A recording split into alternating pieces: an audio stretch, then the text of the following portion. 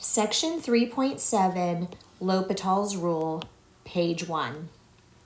So we've already learned to evaluate limits from chapter 1.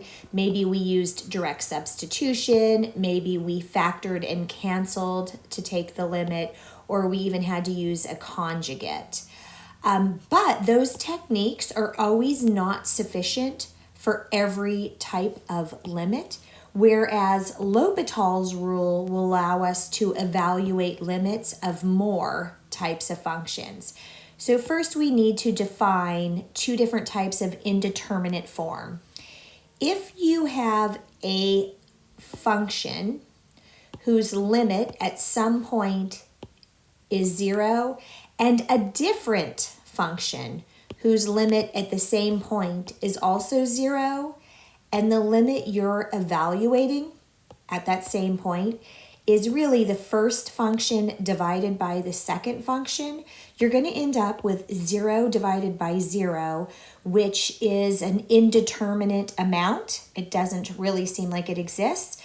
So we have indeterminate 0 divided by 0. Same thing if you were taking a limit that's going to go to positive or negative infinity divided by another limit that's going to go to positive or negative infinity. The minute you have infinity divided by infinity, you have an indeterminate form. We need to show this to be eligible to use L'Hospital's. L'Hospital's rule states, suppose that we have two functions.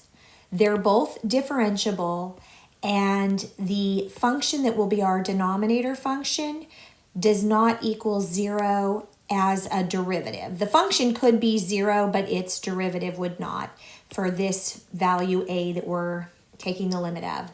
So if the limit is indeterminate, and we're going to have multiple types of indeterminate form, but specifically 0 divided by 0 or infinities divided by infinities being generic, for positive and negative, they don't both have to be of the same type, then what we can do is we can take the question we're evaluating and say it's essentially equivalent to using L'Hospital's, where we have that same identical limit, but what we're going to do is we're going to take the derivative of the numerator and the derivative of the denominator. This is not a quotient rule, so we're not taking the derivative of the single term.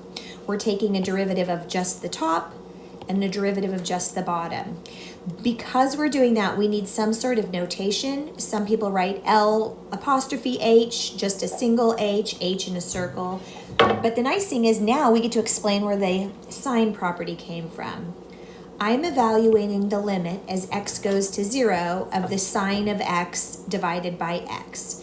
So always start with direct substitution. The word limit is gone because I've replaced all the x's with zeros. But the sine of 0 equals 0, and x being replaced with 0 is obviously 0. Because I have 0 divided by 0, I have indeterminate, which allows me to use L'Hospital's. I've restated the question for clarity, but because I'm going to take the derivative of the sine of x, because I'm going to take the derivative of x, I put this h here. I still need limit the first time because I can't do direct substitution until I have the new limit I'm evaluating. So now I'm going to plug 0 in for x, and of course anything over 1 is just itself.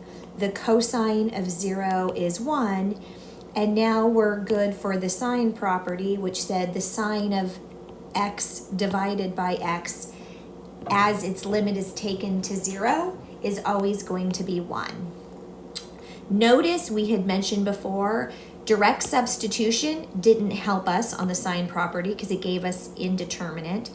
There is nothing to factor and cancel in this problem, and there is not a binomial, so there's nothing to take a conjugate of to try to simplify.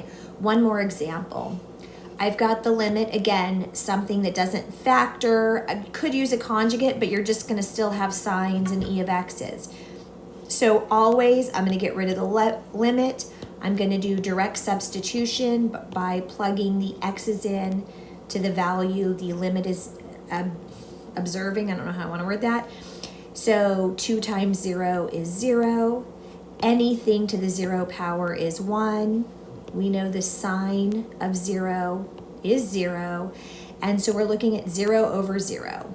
You're always going to want to kind of write that it's indeterminate. A little check mark might be good enough. I'm ready to use L'Hopital's. So I put an H over my equal sign. I absolutely still need that matching limit. But now I'm going to take the derivative of e to the 2x. The exponential derivative formula says copy the question, take the natural log of the base, but the natural log of e is 1, so we don't need to write it, and take the derivative of the exponent, which in our case is 2. The derivative of minus 1 is minus 0, so we didn't need to write it, but I wrote it in the wrong spot. And the derivative of the sign is the cosine. Now I don't need an h again because I'm not taking L'Hopital's again. This is equivalent to what came before it. So all I've really done is just simplified the problem. Now I'm ready to do direct substitution, and wherever the x is, I plug a 0 in. We already said anything to the 0 power is just 1, but don't forget we had this 2 being multiplied, and the cosine of 0 is 1, so 2 over 1 is just 2.